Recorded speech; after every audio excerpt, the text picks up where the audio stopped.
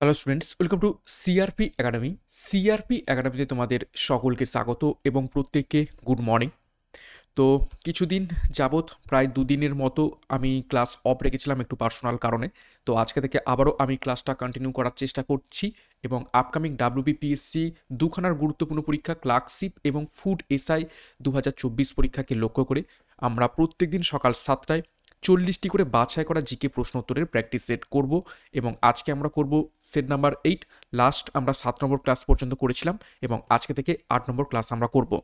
এবং তোমাদের সকলকে অনেক অনেক ধন্যবাদ আমাদের সিআরপি একাডেমিকে 5 লক্ষ সদস্যের একটি চ্যানেল বানিয়ে দেওয়ার জন্য। আমরা সম্প্রতি 5 লক্ষের যে মাইলস্টোন সেটা পার করে গিয়েছি। তো প্রত্যেককে আমাদের সাথে এতদিন পর্যন্ত থাকার জন্য, আমাদের উপর বিশ্বাস রাখার জন্য এবং প্রত্যেকদিন নিয়মিত ফলো করার জন্য প্রত্যেককে অনেক অনেক ধন্যবাদ। তো যাই হোক, ক্লাসটা শুরু করব। তার আগে সিআরপি একাডেমিতে যারা এখনও নতুন, যারা এখনও সাবস্ক্রাইব করনি, তারা চ্যানেলটিকে সাবস্ক্রাইব করে দাও, পাশের বেল আইকনটা প্রেস করে রাখো প্রত্যেকদিন গুরুত্বপূর্ণ ক্লাসের নোটিফিকেশনগুলো পাওয়ার জন্য। এবং আমাদের টেলিগ্রাম চ্যানেলে যুক্ত হয়ে যাও, ডিসক্রিপশন বক্সের লিঙ্ক পাবে, সেখানে এই সমস্ত ক্লাসের পিডিএফ, প্রত্যেকদিন মক টেস্ট চলছে, সেগুলো অ্যাটেম্প করো নিজেদের প্রস্তুতি যাচাই করার জন্য। এছাড়া অন্যান্য গুরুত্বপূর্ণ তথ্য পাওয়ার জন্য এখান থেকে সমস্ত কিছু পেয়ে যাবে। তো যাই হোক, আজকে ক্লাসে যে গুরুত্বপূর্ণ 40টা প্রশ্ন তো রয়েছে, সেগুলো এক এক করে দেখে নেওয়া যাক। প্রথম প্রশ্ন, 1 নম্বর প্রশ্ন, ভারতে বিজয় দিবস পালন করা হয় নিচের কোন দিনটিতে? প্রত্যেকটা প্রশ্ন চলাকালীন নিজেরাই সঠিক উত্তরগুলো কমেন্ট বক্সে কমেন্ট করার চেষ্টা করবে, তারপর আমার উত্তরের সাথে মেলানোর চেষ্টা করবে তোমাদের উত্তরগুলো মিলছে কি, প্র্যাকটিসটা হয়ে যাবে। তো 1 নম্বর প্রশ্নের সঠিক উত্তর হবে অপশান এ, 16ই ডিসেম্বর প্রতি বছর ভারতে বিজয় দিবস পালন করা হয়। কেন? 1971 সালে ইন্দো পাক যুদ্ধে ভারতের জয়কে স্মরণীয় করে রাখতেই এই দিনটি পালিত হয়। 2 নম্বর প্রশ্ন, ইন্দিরা গান্ধী পিস প্রাইজ 2023 দ্বারা সম্মানিত হলেন নিচের কোন ব্যক্তিরা? দেখো, অপশান এতে রয়েছে আলী আবু আওয়াদ, অপশান বিতে রয়েছে ড্যানিয়েল বেরেনবোইম, নাকি অপশান সি দুজনেই, নাকি অপশান ডি কোনো কেউই নন। তো সঠিক উত্তর হয়ে যাবে এখান থেকে অপশান সি দুজনেই। উপরে দুইজন ব্যক্তি ইন্দিরা গান্ধী পিস প্রাইজ 2023 দ্বারা সম্মানিত হয়েছেন। 3 নম্বর প্রশ্ন, 2023 অর্জুন পুরস্কারের জন্য নমিনেটেড হলেন নিচের কোন ক্রিকেটার? স্টার মার্ক করবে প্রশ্নটিকে।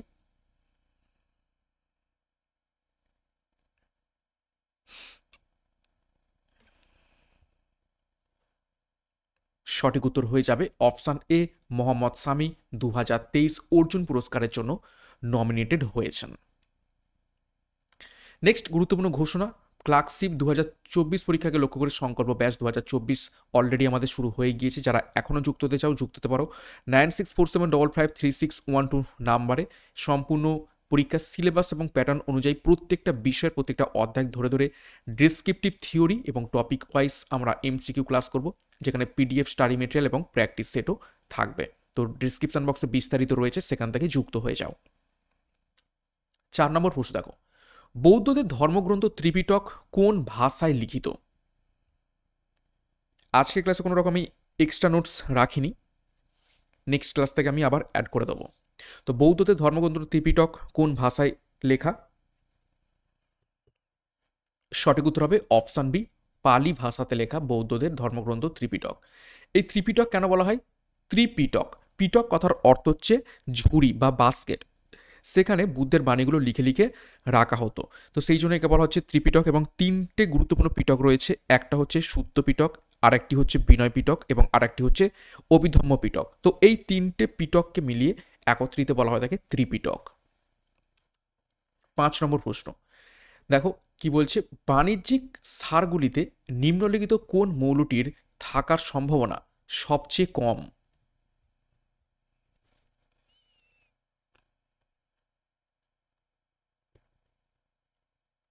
সঠিক উত্তর কি হবে? বাণিজ্যিক সারগুলিতে নিচের কোনটি থাকার সম্ভাবনা সব থেকে কম? তো 4টি option phosphorus, silicon, nitrogen, potassium. সঠিক উত্তর হয়ে যাবে এখান থেকে দেখো সিলিকন। ওকে, সিলিকন হবে এখানে সঠিক উত্তর, কেননা প্রত্যেকটা যে সার বা ফার্টিলাইজার সেখানে কিন্তু ফসফরাস, নাইট্রোজেন এবং পটাশিয়াম থাকে।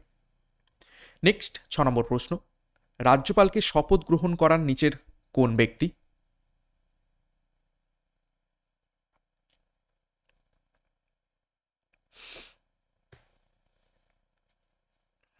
তো সঠিক উত্তর হবে অপশন সি, হাইকোর্টের প্রধান বিচারপতি রাজ্যপালকে শপথ গ্রহণ করিয়ে থাকেন।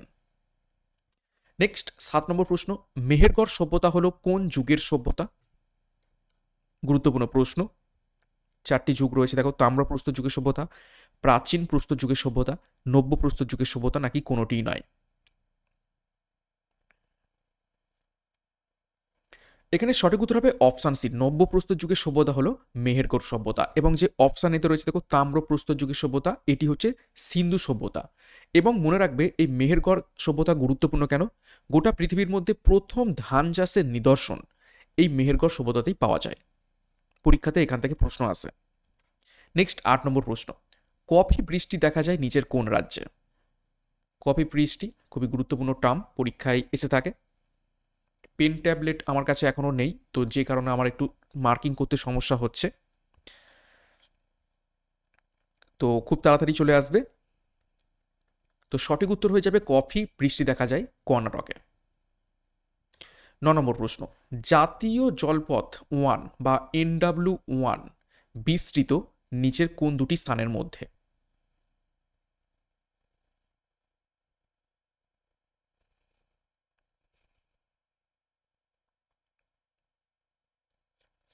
সঠিক উত্তর হবে, দেখে নাও অপশান বি, এলাহাবাদ এবং হলদিয়ার মধ্যে জাতীয় জলপথ 1 বা ন্যাশনাল ওয়াটারওয়ে 1 বিস্তৃত রয়েছে। নেক্সট দেখো 10 নম্বর প্রশ্ন, Indira Gandhi centre for atomic research অবস্থিত রয়েছে নিচের কোন শহরে?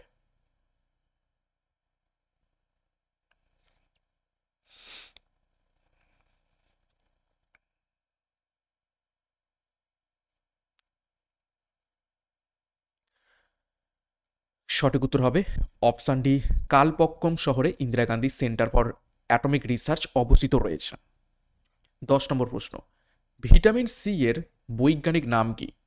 বহুবার পরীক্ষাতে এসেছে এবং প্রশ্নটা ইজি হয়ে গিয়েছে অনেক, এতবার এসেছে প্রায় প্রত্যেকেই সঠিক উত্তর করতে পারবে।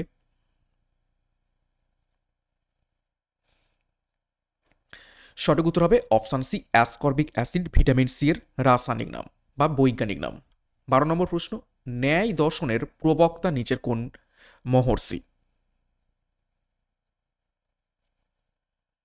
আমাদের ভারতবর্ষে মোট 6টি দর্শন ছিল এবং সেই 6 দর্শনের মধ্য থেকে ন্যায় দর্শনের প্রবক্তা নিচের কোন মহর্ষি? সঠিক উত্তর হবে অপশান বি, মহর্ষি গৌতম। কপিল মুনি সাংখ্য দর্শনের প্রবক্তা এবং অপশান ডি যে দেখতে পাচ্ছ পতঞ্জলি, তিনি যোগ দর্শনের প্রবক্তা। 13 নম্বর প্রশ্ন, দেখো বারাণসীতে বিপ্লবী কাজকর্মে রাসবিহারী বসুকে সাহায্য করেছিলেন নিচের কোন ব্যক্তি?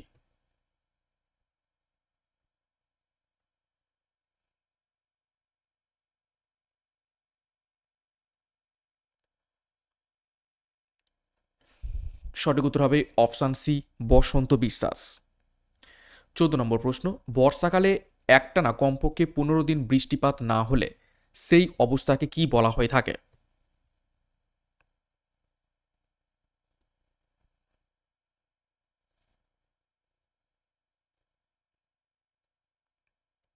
সঠিক উত্তর হবে অপশান বি, সেটাকে পূর্ণ খরা বলা হয়ে থাকে। 15 নম্বর প্রশ্ন, স্বরাজ্য দলের উদ্দেশ্য ছিল নিচের কোনটি? স্বরাজ্য দল প্রতিষ্ঠিত হয় 1923 সালে।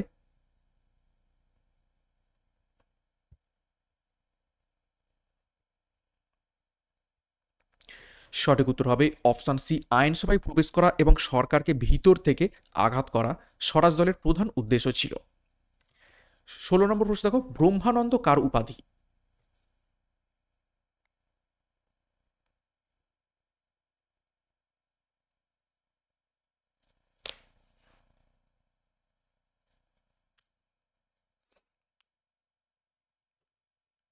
সঠিক উত্তর হবে অপশান বি, কেশবচন্দ্র সেনের উপাধি ব্রহ্মানন্দ।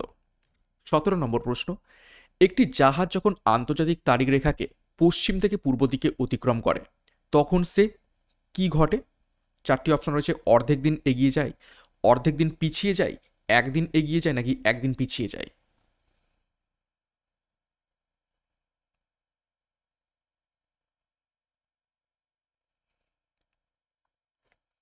সঠিক উত্তর হবে অপশান সি, একদিন এগিয়ে যায়। 18 নম্বর প্রশ্ন, ক্রিকেট খেলায় নিম্নের কোন শব্দটি ব্যবহৃত হয়?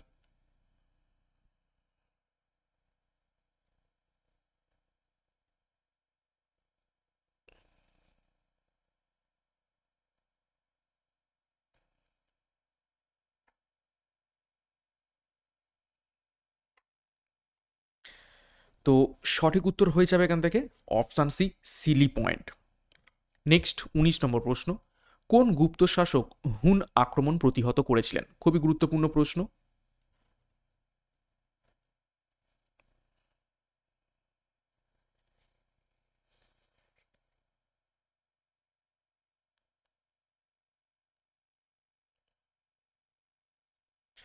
সঠিক উত্তর হবে অপশান সি, স্কন্দগুপ্ত হুন আক্রমণ প্রতিহত করেছিলেন। 20 নম্বর প্রশ্ন, ইলিয়াস শাহী বংশের প্রতিষ্ঠাতা নিচের কোন ব্যক্তি?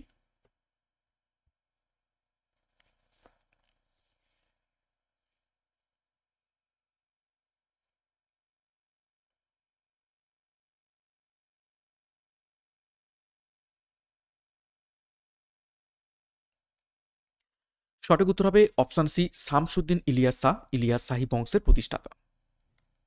নেক্সট 21, কোন কম্পাঙ্ক সীমা হলো উচ্চ ফ্রিকোয়েন্সি ব্যান্ড?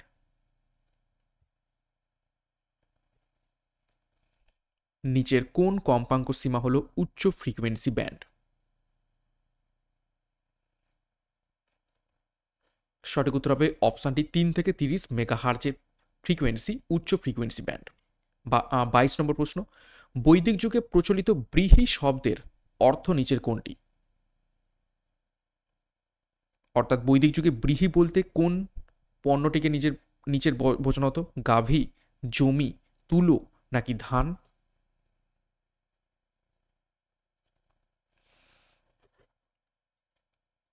সঠিক উত্তর হবে ধান।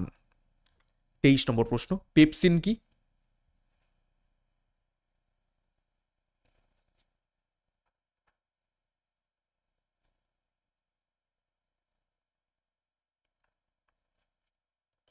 সঠিক উত্তর হবে অপশান বি, পেপসিন হলো এক প্রকার এনজাইম।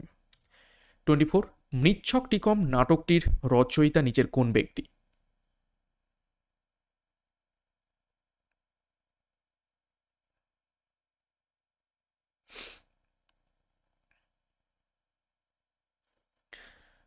সঠিক উত্তর হবে অপশান বি, শূদ্রক। 25, নালন্দা বিশ্ববিদ্যালয় কার রাজত্বকালে তৈরি করা হয়েছিল?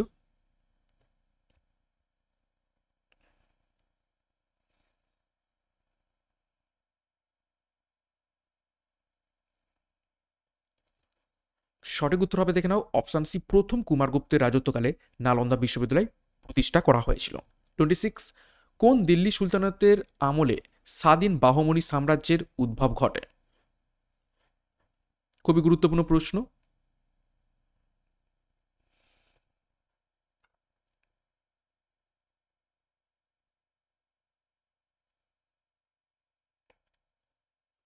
সঠিক উত্তর হবে অপশান ডি, মোহাম্মদ বিন তুগলকের আমলে। 27, একাডেমিক অ্যাসোসিয়েশন কবে প্রতিষ্ঠিত বা স্থাপিত হয়?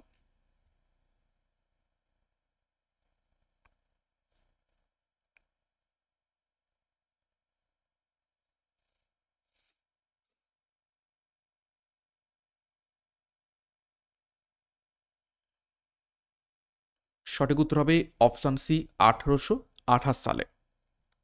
নেক্সট 28, গ্লোবাল ওয়ার্মিং নিয়ন্ত্রণ করতে আমাদের কিসের ব্যবহার নিয়ন্ত্রণ করা উচিত?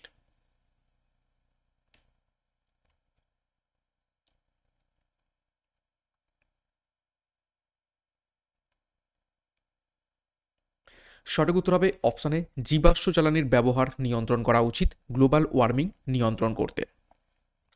29, কৃষ্ণপট্টম বন্দরটি অবস্থিত রয়েছে নিচের কোন দেশে? সরি, কোন রাজ্যে?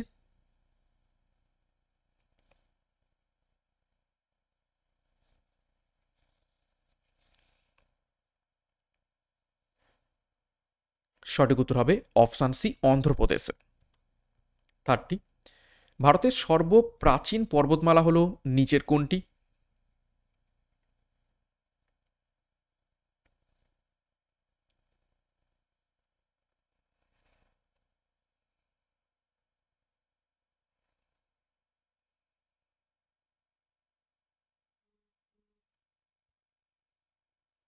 সঠিক উত্তর হবে অপশান বি, আরাবল্লী।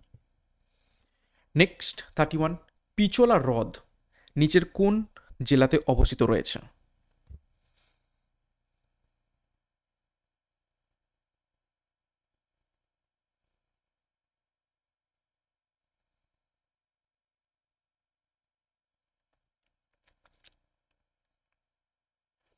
সঠিক উত্তর অপশান বি, উদয়পুরে অবস্থিত রয়েছে পিচোলা হ্রদ। 32, ভারতের কোথায় সর্বাধিক চিনিকল আছে?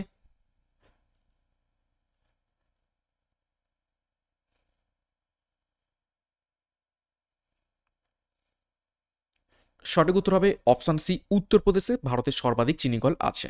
33, লাহোর কংগ্রেস 1929-এর উদ্দেশ্য ছিল নিচের কোনটি?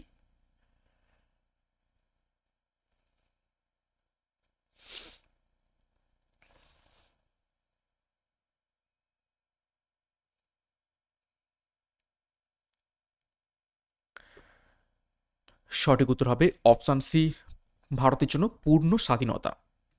34, 1761 সালে পানিপথের তৃতীয় যুদ্ধের সময় পেশোয়া কে ছিলেন?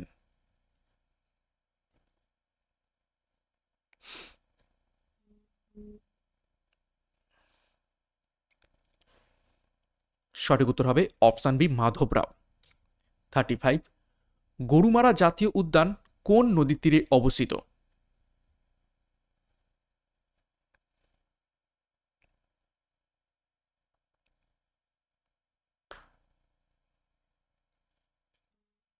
সঠিক উত্তর হবে অপশান বি, মূর্তি নদীর তীরে অবস্থিত রয়েছে। 36, ইলোরার কৈলাস মন্দির কে নির্মাণ করেন? নিচের কোন রাজা?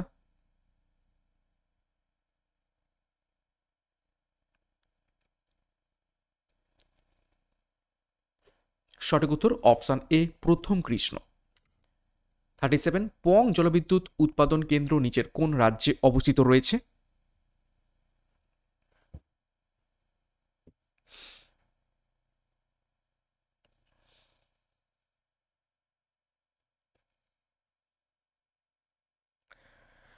সঠিক উত্তর হবে অপশান সি, হিমাচল প্রদেশে অবস্থিত রয়েছে। 38, ভারত সরকার বাছাই করা সরকারি ক্ষেত্রে শেয়ার বিক্রি করতে শুরু করেছে নিচের কোন সাল থেকে?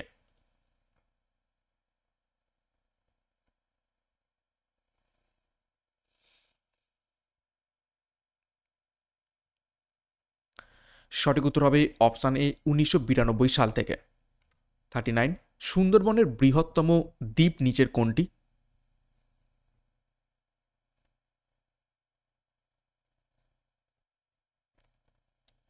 সঠিক উত্তর অপশান ডি, সাগরদ্বীপ। এবং আজকে ক্লাসের শেষ প্রশ্ন 40 নম্বর প্রশ্ন দেখো, খামসিন বায়ুপ্রবাহ দেখা যায় নিচের কোন দেশে?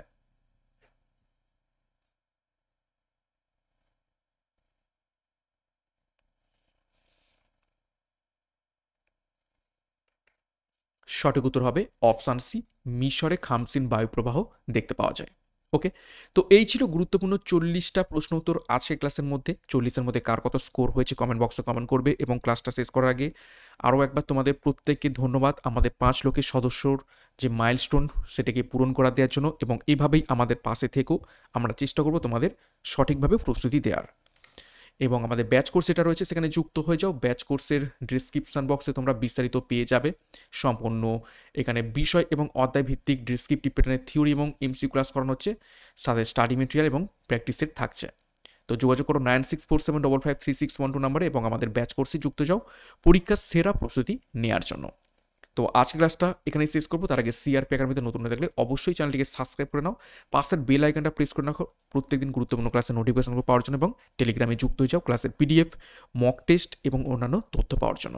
তো আজকের মতো ক্লাসটা এখানে শেষ করছি। প্রত্যেককে all the best. Thank you, by.